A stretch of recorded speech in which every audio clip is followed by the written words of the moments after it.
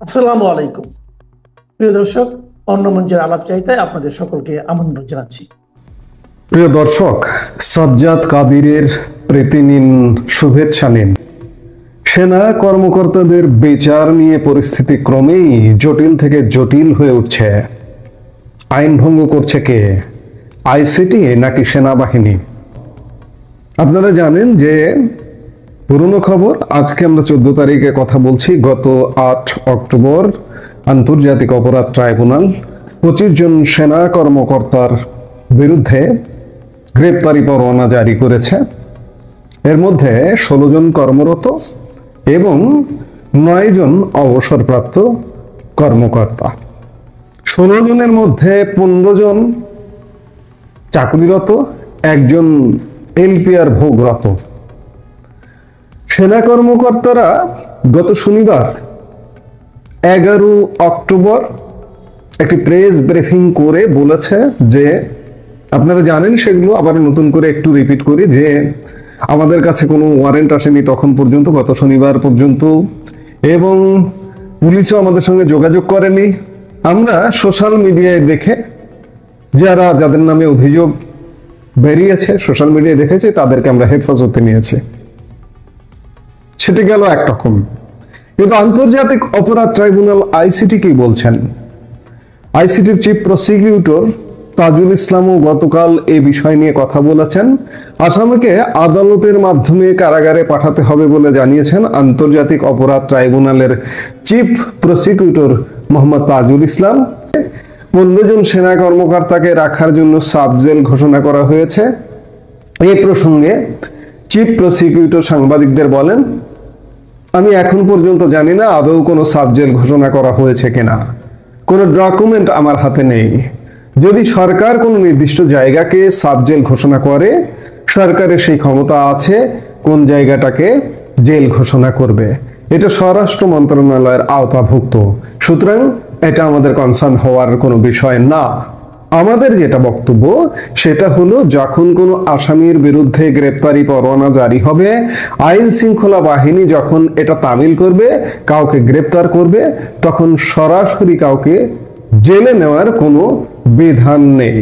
Chief prosecutor আরো বলেন, আইন হলো আসামিকে গ্রেপ্তার করে আদালতে আনতে হবে।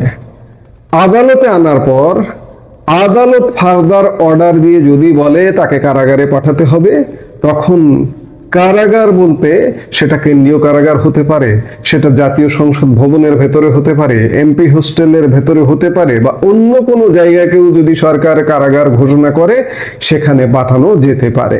সেটা জেল বা কারাগার হিসেবে গণ্য হবে। কিন্তু কোনো জায়গায় করা হচ্ছে এটা প্রসিকিউশন বা তদন্ত সংস্থার বিবেচ্য বিষয় না। অর্থাৎ তাজুল ইসলামের বক্তব্যে এটি স্পষ্ট যে আসামিকে গ্রেপ্তার করবে পুলিশ, গ্রেপ্তার করে 24 ঘন্টার মধ্যে, এবং ম্যান্ডেটরি হাজির করতে হবে আদালতে। আদালত পরবর্তী নির্দেশ দেবে যে তাকে জামিন দিয়ে ছেড়ে দেবে নাকি কারাগারে পাঠাবে। কিন্তু আপনারা খেয়াল করুন যে গত 11 তারিখের সেনাবাহিনীর press briefing a major general Hakimuzzaman যে বক্তব্য দিয়েছেন, তাতে বলা হয়েছে যে তারা 8 তারিখেই হেফাজতে নিয়েছেন। একবার বলেছেন সংযুক্ত করেছেন। তাহলে এখন পর্যন্ত সেনা কর্মকর্তারা গ্রেপ্তার হননি, যেহেতু পুলিশ গ্রেপ্তার করেনি। কারণ সেনা হেফাজত তো গ্রেপ্তার নয়। এখন আইন লঙ্ঘন করছে কে? পুলিশ কেন গ্রেপ্তার করতে পারছে না? এখানেই প্রশ্ন। আমি প্রশ্ন তুলেছিলাম যে সেনা কর্মকর্তাদের কে গ্রেফতার করবে? পুলিশ গ্রেফতার করতে পারেনি এখন পর্যন্ত। এখন প্রশ্ন হচ্ছে যে আইন আসলে কে লঙ্ঘন করছে? একটি ভারতীয় গণমাধ্যম নর্থ ইস্ট নিউজ গতকালকেও প্রায় বেশ রাতে একটি স্টোরি করেছে। নর্থ ইস্ট নিউজের চন্দন নন্দী, তিনি সেখানে সুস্পষ্ট করে তার স্টোরিতে বেশ চমৎকার করে ব্যাখ্যা করেছেন যে 14 জন বাংলাদেশি সেনা কর্মকর্তাকে আটকের 48 ঘন্টারও বেশি সময় পরেও তাদের আদালতে হাজির করা হয়নি। এটি বাংলাদেশের 1898 সালের ফৌজদারি কার্যবিধির লঙ্ঘন। যেখানে বলা হয়েছে যে গ্রেপ্তারকৃত বা আটক ব্যক্তিদের মধ্যে 24 ঘন্টার মধ্যে ম্যাজিস্ট্রেটের সামনে হাজির করতে হবে। বাংলাদেশ সেনাবাহিনীর 24 জন অফিসারের মধ্যে 14 জনকে গ্রেপ্তার করে ঢাকা সেনানিবাসের লগ এরিয়ার একটি কারাগারে আটক করার 48 ঘন্টা সময় অতিবাহিত হলেও অভিযুক্ত ব্যক্তিদের দেশের ফৌজদারি কার্যবিধি আদালত সিআরপিসি কর্তৃক নির্ধারিত আদালতে হাজির করা হয়নি। 11 অক্টোবর সন্ধ্যায় 14 জন অফিসারকে গ্রেপ্তার করা হলেও অভিযুক্ত সেনা অফিসারদের আইনজীবীর সাথে দেখা করার সুযোগ দেওয়া হয়েছে কিনা সে সম্পর্কে কোনো তথ্য নেই। অভিযুক্ত অফিসারদের আটক করা হলেও এই পদক্ষেপটি অবৈধ এবং তাদের সাংবিধানিক অধিকার লঙ্ঘন, কারণ আদালতে হাজির না করে আটক রাখার সময়সীমা বাধ্যতামূলকভাবে 24 ঘন্টারও বেশি ইতিমধ্যে হয়ে গেছে। গ্রেপ্তার হওয়া ব্যক্তিকে 24 ঘন্টার মধ্যে ম্যাজিস্ট্রেটের সামনে হাজির করতে হবে। এই 24 ঘন্টার সময়কাল হলো নির্বিচারে আটকের বিরুদ্ধে একটি সাংবিধানিক এবং আইনি সুরক্ষা। যদি এই সময়সীমার মধ্যে গ্রেপ্তারকৃত ব্যক্তিকে ম্যাজিস্ট্রেটের কাছে হাজির করা না হয় তাহলে তাদের হ্যাবিয়াস কর্পাসের মাধ্যমে মুক্তি পাওয়ার অধিকার রয়েছে। গ্রেপ্তার এবং আদালতে হাজির করার বিষয়ে 1952 সালের সেনা আইন বাংলাদেশ সিআরপিসির বিধানের তুলনায় ভিন্ন অবস্থান গ্রহণ করে। সেনা আইনের 8ম অধ্যায়ের 64 ধারায় বলা হয়েছে, প্রত্যেক কমান্ডিং অফিসার লক্ষ্য রাখবেন যে তার অধীনে থাকা কোনো ব্যক্তিকে যখন কোনো অপরাধের অভিযোগে অভিযুক্ত করা হয় তখন তাকে 48 ঘন্টার বেশি আটকে রাখা না হয়। অর্থাৎ একটা গোজেমেলে লেগে গেছে। সেনাবাহিনী বলছে আটক করেছে, গ্রেপ্তার করে তাদের হেফাজতে রাখা হয়েছে, আবার একটা ভবনকে সাব জেল হিসেবে ঘোষণা করেছে। সাব জেলে তো সেনাবাহিনী নিজে নিজে রাখতে পারে না, যে আদালত থেকে আদেশ হয়েছে সেই আদালতে হাজির করতে হবে। আদালত যদি বলে যে আপনারা ওখানে রাখেন তাহলেই শুধুমাত্র রাখতে পারে। আর যদি আদালত বলে যে জামিন দিয়ে দেওয়া হলো, জামিন দিয়ে দিতে পারে। কিন্তু গত 8 তারিখের পর থেকে এখন পর্যন্ত কোনোটাই করা হয়নি। এখন প্রশ্ন হচ্ছে যে সেনা কর্মকর্তাদের বিচার নিয়ে পরিস্থিতি কতটা জটিল হয়ে উঠেছে। আপনারা শুরু থেকেই 8 তারিখের পর থেকেই শুনে আসছেন যে সেনাবাহিনী ক্যান্টনমেন্ট দ্বিধা বিভক্ত এই বিচারটিকে কেন্দ্র করে। ক্যান্টনমেন্ট বলছে, বেশিরভাগ মানুষ বলছে যে সেনা কর্মকর্তাদের আইসিটিতে বিচার হতে পারে কিনা। গত শনিবার 11 অক্টোবর মেজর জেনারেল হাকিমুজ্জামানের প্রেস ব্রিফিং দেখে মনে হলো যে তিনি ইনসাফ শব্দটা ব্যবহার করেছেন। ন্যায় বিচার চান, বিচার হতে হবে। সংবিধান স্বীকৃত যে কোনো আইনের প্রতি তারা শ্রদ্ধাশীল। যদি শ্রদ্ধাশীল হয়ে থাকেন তাহলে এই যে আইসিটি এখন যে কাজটি করছে তারা কি সাংবিধানিক? বর্তমান ইউনূস সরকার কি সাংবিধানিক? আপনি সেনাবাহিনী যদি আইসিটিকে সাংবিধানিক হিসেবে স্বীকৃতি দেন, ইউনূস সরকারকে যদি সাংবিধানিক হিসেবে স্বীকৃতি দেন, তাহলে আপনি যাদেরকে হেফাজতে নিলেন তাদেরকে 48 ঘন্টার মধ্যে আদালতে হাজির করা উচিত ছিল, পুলিশের কাছে সোপর্দ করা উচিত ছিল, কিন্তু আপনারা সেটা করেননি। আমি আপনাদের কথাই বলছি যে তাহলে আপনারা আইন লঙ্ঘন করলেন। আপনারা বলছেন সংবিধান স্বীকৃত আইন। এই আইসিটি, আজকের যে আইসিটি, এটির জন্ম সবাই জানে যে 71-এর মানবতা বিরোধী অপরাধীদের শাস্তির জন্য জন্ম হয়েছিল। কিন্তু এই যে নতুন বাংলাদেশে সাম্প্রতিক সময় এটিকে ঘুরিয়ে দেওয়া হয়েছে এবং এটি সাংবিধানিকভাবে স্বীকৃত। আপনি কিভাবে বলবেন সংবিধান আইন প্রণয়ন করে সংসদ? এখন সংসদ আছে। এখন যেগুলো করা হচ্ছে সবকিছু অধ্যাদেশের মাধ্যমে করা হচ্ছে। সাম্প্রতিক সময়ে আন্তর্জাতিক অপরাধ ট্রাইব্যুনাল আইনেও গত 6 অক্টোবর একটি সংশোধনী আনা হয়েছে। সংবিধান স্বীকৃত কিনা এই প্রশ্নটা অধ্যাদেশ দিয়ে করা হচ্ছে এগুলো। তো কাজেই আইনকে লঙ্ঘন করছেন। আপনি বলছেন যে আপনি বিচার চান, আইসিটির প্রতি আস্থাশীল, কিন্তু আইসিটি আইন অনুযায়ী আপনারা শপথ করছেন না। আবার আইসিটি যদি অবৈধ হয়, ডক্টর ইউনূস যদি অবৈধ হয়, সে বিষয়ে আপনারা ব্যবস্থা নিন।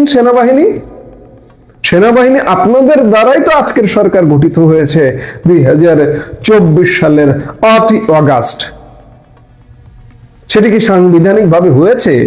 সংবিধানের 106 অনুযায়ী সরকার গঠিত হয়ে এত কিছু করতে পারে, নীতি নির্ধারণিত কাজ করতে পারে? সংবিধানের 106 অনুযায়ী সুপ্রিম কোর্টের উপদেশ, সেই উপদেশ নিয়েও $1 বিলিয়ন প্রশ্ন আছে। আদৌ চিফ জাস্টিসের নেতৃত্বে তৎকালীন আপিল বিভাগ উপদেশ দিয়েছে কিনা সেনাবাহিনী আপনারাই বলতে পারবেন, কারণ চিফ জাস্টিস সহ আপিল বিভাগের একাধিক বিচারপতি আপনাদের হেফাজতেই, আপনাদের আয়ত্তেই ছিলেন তারা। সেখান থেকে তারা দিয়েছেন কিনা এটিও আপনারা বলতে পারবেন। এবং ধরে নিলাম যদি দিয়েও দেয়, তাহলে এই 106 অন্তর্বর্তীকালীন সরকার একজনকে বিচার করতে পারে কিনা, রাজনৈতিক দলকে নিষিদ্ধ করতে পারে কিনা, আবার বন্দর বিদেশিদের লিজ দিয়ে দিতে পারে কিনা, এই প্রশ্নগুলো এসে যায়। এই প্রশ্নগুলো শুধু আমার মতো সাধারণ মানুষের মনে নয়, নিশ্চয়ই সেনা কর্মকর্তাদের এক বিশাল অংশের মধ্যেও আছে বলে সেনা কর্মকর্তাদের সেই অংশ থেকে বাধাপ্রাপ্ত হয়ে অভিযুক্ত সেনা কর্মকর্তাদেরকে আপনারা পুলিশে শপথ করা থেকে বিরত থাকছেন। Crystal clear. কাজেই পরিস্থিতি ক্রমেই জটিল হয়ে উঠছে। এগুলো নির্ধারণ করতে হবে যে ইউনূস সরকার আদৌ সঠিক সরকার কিনা, ইউনূস সরকারের যে কোর্ট, আন্তর্জাতিক অপরাধ ট্রাইব্যুনাল, এটি সঠিক বিচার করছে কিনা, আর যদি করে থাকে সেনাবাহিনী আপনারা সঠিকভাবে ভূমিকা পালন করছেন কিনা, আইসিটিতে আপনারা হস্তান্তর করছেন কিনা আপনাদের, সেই বিষয়গুলো খোলাসা করতে হবে। কারণ একটা দেশ জঙ্গলি আইন দিয়ে চলতে পারে না তো, আইন তার নিজস্ব গতিতে চলবে এবং প্রয়োজনে আইন সংশোধনেরও বিধান আছে, সংসদ আছে, প্রেসিডেন্টের অধ্যাদেশও আছে। কিন্তু আপনি ঘন্টায় ঘন্টায় অধ্যাদেশ জারি করিয়ে নেবেন প্রেসিডেন্টের কাছ থেকে, সেটি তো হতে পারে না।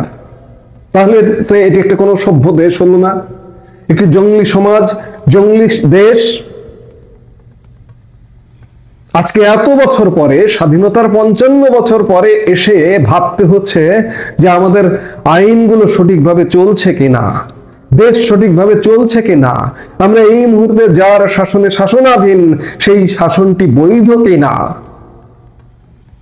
এর প্রধান ভূমিকায় সেনাবাহিনী আপনাদেরকেই পরিষ্কার করতে হবে যে ডক্টর ইউনূস বৈধ কিনা, ডক্টর ইউনূসের এই কোর্ট, আন্তর্জাতিক অপরাধ ট্রাইব্যুনাল আপনাদের বিচার করতে পারে কিনা।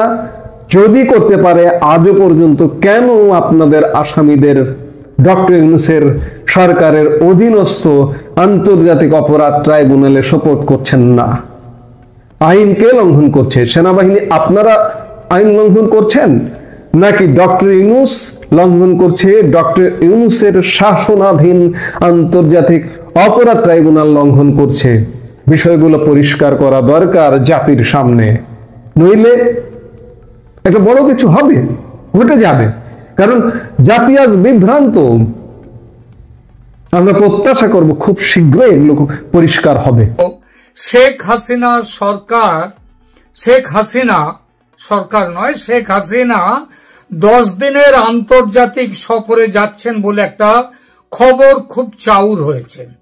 এই সফরে সত্যিই তিনি যাচ্ছেন কিনা, গেলে কবে যাচ্ছেন, কোথায় যাচ্ছেন, কেন যাচ্ছেন, এই বিষয়টা নিয়ে সব শেষে 2-4 কথা বলবো। প্রথমে ভারতীয় সেনাকর্তাদের বাংলাদেশ সফরের বিষয়টি নিয়ে বলি। যারা আমার সংবাদ সূত্র নিয়ে সন্দিহান, তাদের সন্দেহ নিরসনের জন্য একটি অত্যন্ত নির্ভরযোগ্য সূত্রের বয়ানে খবরটি দেব এখন। নর্থ ইস্ট নিউজের খবরে যাদের বিশ্বাস হচ্ছিল না, তারা নিশ্চয়ই এবারের এই খবরে বিশ্বাস করবেন, কারণ এই খবরটা হচ্ছে সেই news straight from horse's mouth বলে একটা কথা আছে না, ইংরেজিতে প্রবাদ, যার বাংলা মানে হলো ঘোড়ার মুখ থেকে খবর নিয়ে আসা, যার অর্থ গুজব বা পরচর্চার মাধ্যমে নয়, বরং একটি নির্ভরযোগ্য এবং কর্তৃত্বপূর্ণ উৎস থেকে আসে যে খবর। এর অর্থ হলো তত্ত্বটি সরাসরি এবং নিশ্চিতভাবে সত্য, কারণ এটি সেই ব্যক্তি বা সংস্থা দ্বারা করা হয়েছে যার বিষয়টি সম্পর্কে ব্যক্তিগত সরাসরি জ্ঞান রয়েছে। তো এইবার সেই জায়গায় আসবো। ভারতীয় মিলিটারি ইন্টেলিজেন্স বিভাগের 4 কর্তার এই সফরের খবর দেখুন বাংলাদেশ সেনার তাদেরই ওয়েবসাইটে। এই খবরটা দেখুন, আমি একেবারে ঘোড়ার মুখের খবর, এবার সেই খবরটা আপনাদেরকে জানাবো।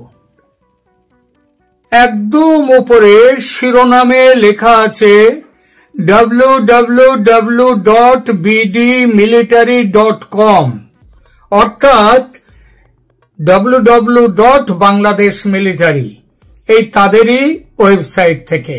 কি হেডিং আছে খবরে দেখে নিন আপনার পর্দায়, বাংলাদেশ মিলিটারি ফোর্সেস, এবং তার নিচে লেখা রয়েছে এটা, তার নিচে হেডলাইনটা হচ্ছে Indian army intelligence visit to Dhaka raises concerns and স্ট্রেন্ড bilateral ties.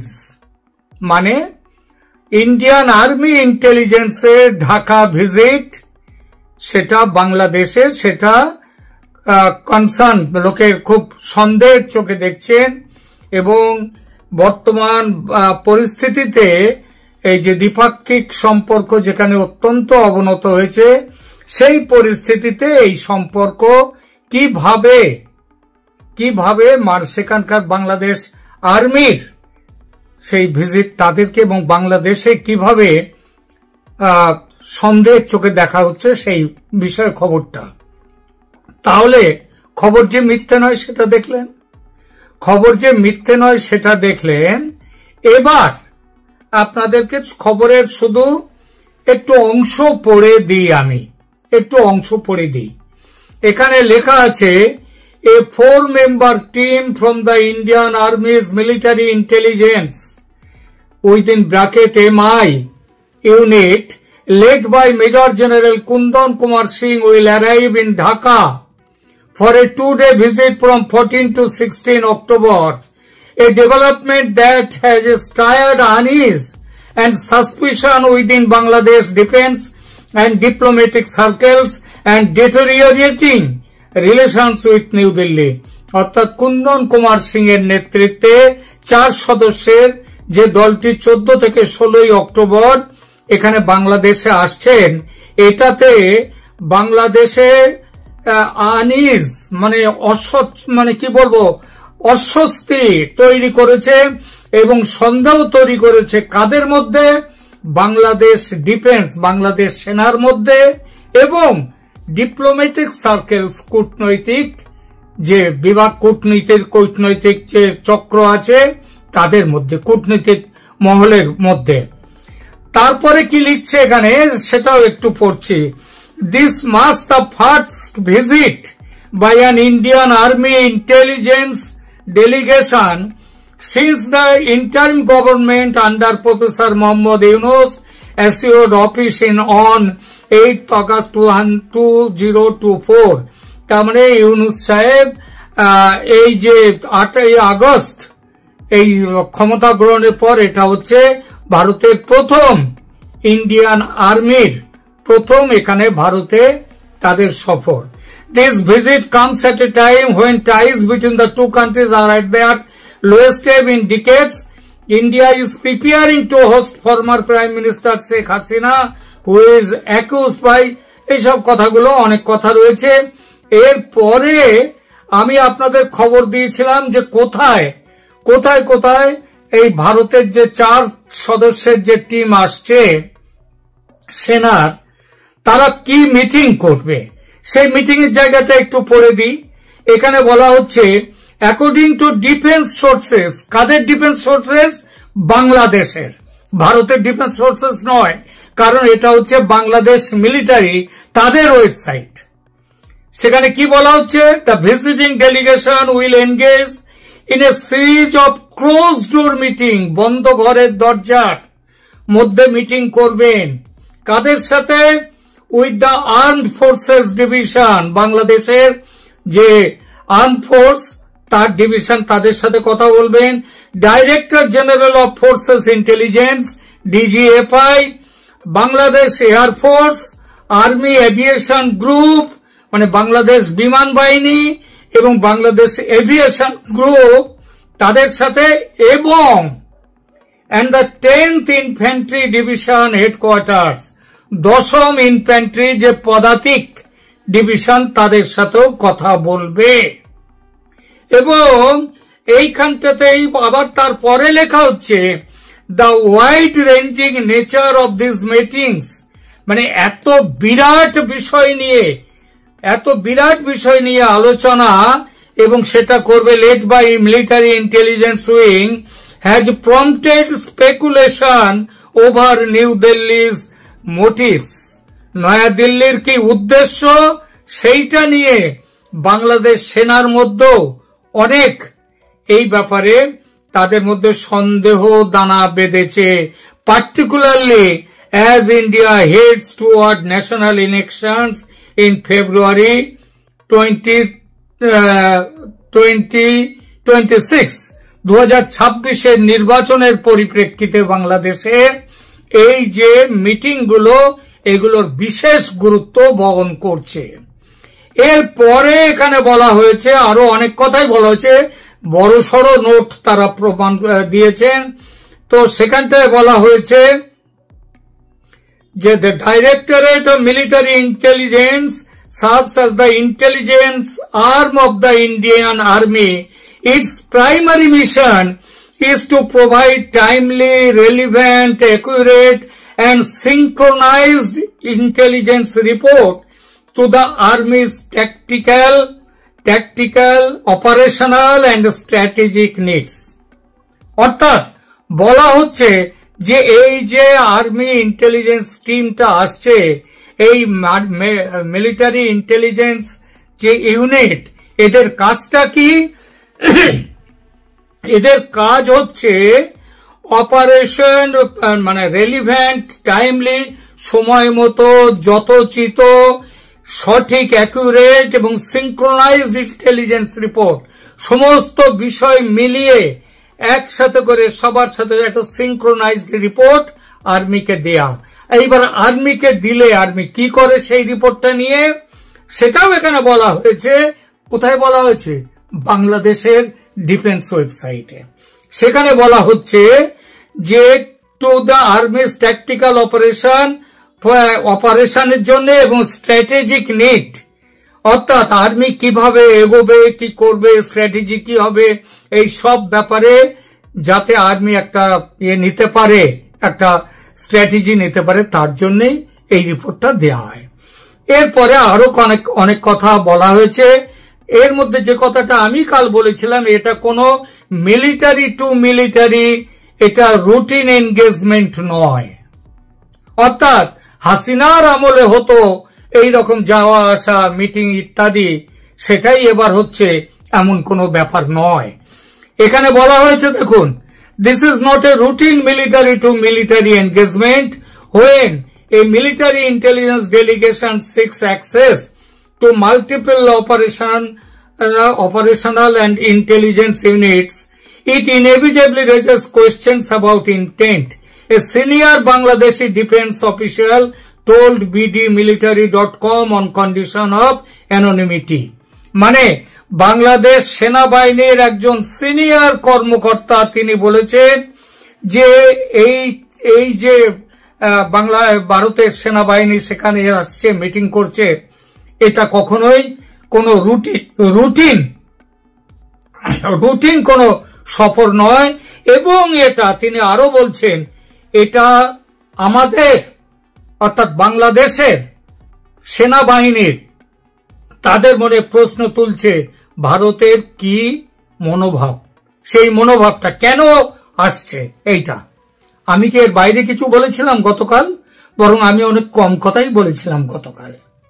আরো দেখুন, আরো আছে এখানে বলছে, diplomatic analysts suggest that India's renewed outreach reflects unease over Bangladesh's increasingly independent foreign and defense policy।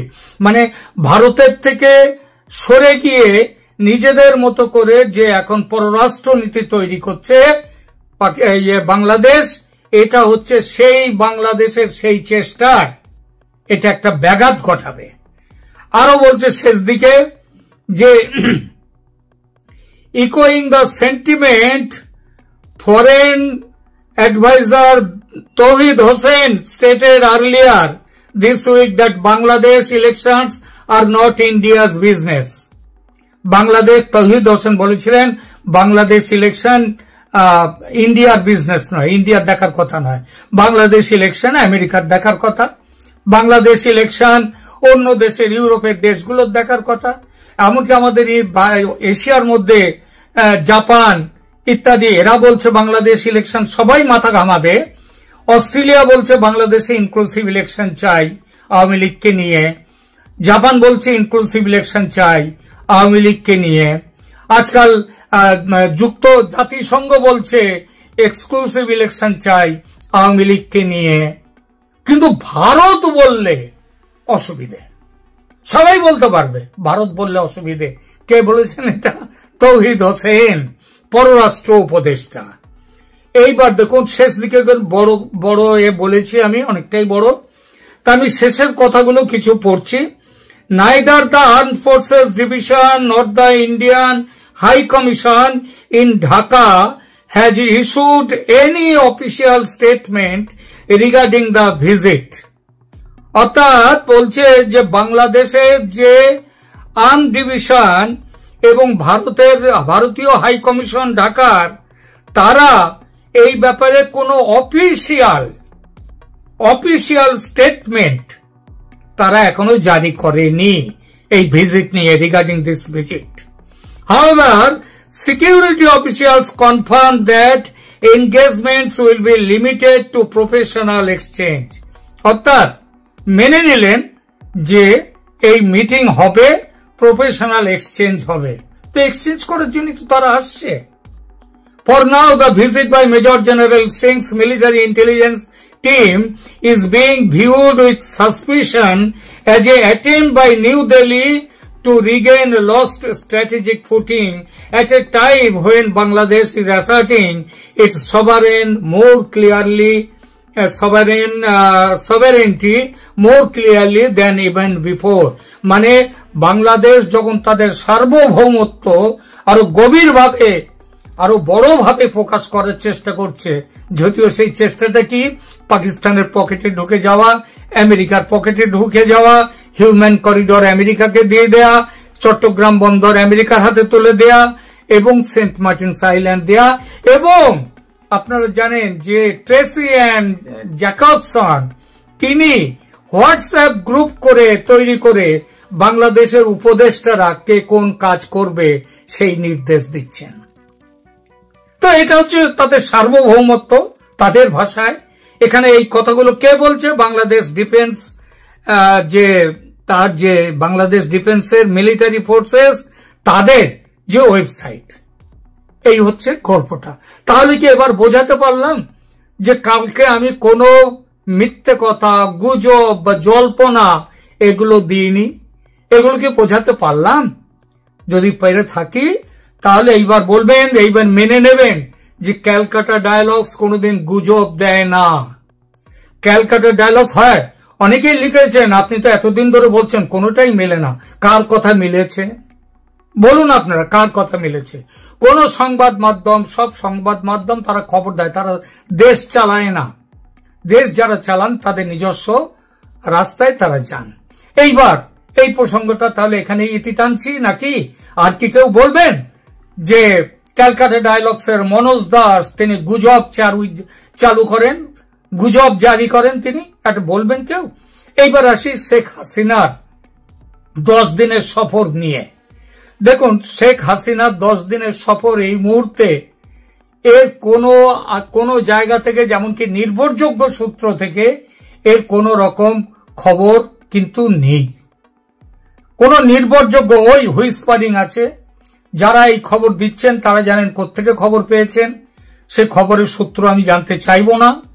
কিন্তু অন্তত অনেক চেষ্টা করেও কোনো কিছু খবর পাওয়া যায়নি। এবং 10 দিনের সফর হাসিনা যাচ্ছেন, এটা আজ থেকে 3-4 দিন আগে বেশ কিছু ইউটিউবার এই খবরটা ছেড়েছেন বাজারে। কিন্তু আজ অবধি কবে যাচ্ছেন, কোথায় যাচ্ছেন, কেন যাচ্ছেন, কোন কোন দেশে যাচ্ছেন, তার কোনো হিসাব নেই। 1 নম্বর। 2 নম্বর হচ্ছে, বাংলাদেশের সেনাবাহিনীর মধ্যে যে বিশৃঙ্খলা বলবো, যে বিক্ষোভ ইত্যাদি তৈরি হয়েছে, এই পরিস্থিতিতে বাংলাদেশ ভারতের সাথে, বাংলাদেশের শেখ হাসিনা সরকার এবং ভারত সরকারের মধ্যে নিয়মিত বার্তালাপ হচ্ছে, কখন কোন মুহূর্তে কি করা যাবে, কি স্টেপ নেওয়া যাবে। সেদিন আমি বলেছিলাম, গত শনিবার আমি যে ইউটিউবে প্রতিবেদনটা দিয়েছিলাম, সেখানে বলেছিলাম যে বাংলাদেশের শেখ হাসিনা, প্রধানমন্ত্রী শেখ হাসিনার সঙ্গে ভারতের Ajit Doval national security adviser এবং ফরেন মিনিস্টার এস জয়শঙ্করের মিটিং হয়েছে হাসিনার দিল্লিতে যেখানে থাকেন সেইখানটাতে। এবং সেই মিটিং এর পরে কিন্তু ঠিক হয়েছে ভারত এবার নামতে শুরু করেছে, নামবে। এবং সেটা শেখ হাসিনা বলেছেন ভারতের নামার জন্যে। তিনিও বলেছেন ভারত তাকে বুঝিয়েছে যে আর না নামলে দেরি হয়ে যাবে। এবং তার জন্য কুন্দন কুমার সিং এর নেতৃত্বে এরা এসছে। কেন এসছে সেটা তো আমি গতকাল বলেছি, আর আজকে আপনাদের সামনে পড়ে শোনালাম যে বাংলাদেশের মিলিটারি ফোর্সেস এর যে ওয়েবসাইট, সেখানে কি বলা হয়েছে। সুতরাং এটা নিশ্চিত জেনে নিন, 10 দিনের সফরে এই মুহূর্তে শেখ হাসিনা ভারত ছেড়ে অন্য কোনো দেশে যাচ্ছেন না, কোনো আন্তর্জাতিক সফরে তিনি যাচ্ছেন না। কেন যাচ্ছেন না সে কারণটা বললাম। আর কিছু আছে, ডকুমেন্টস এর নানা রকম ব্যাপার আছে, তো যাচ্ছেন না, এটাই এখন ঠিক। এটা নিয়ে পরবর্তী সময় অন্য আরেকটি ভিডিও প্রতিবেদন করার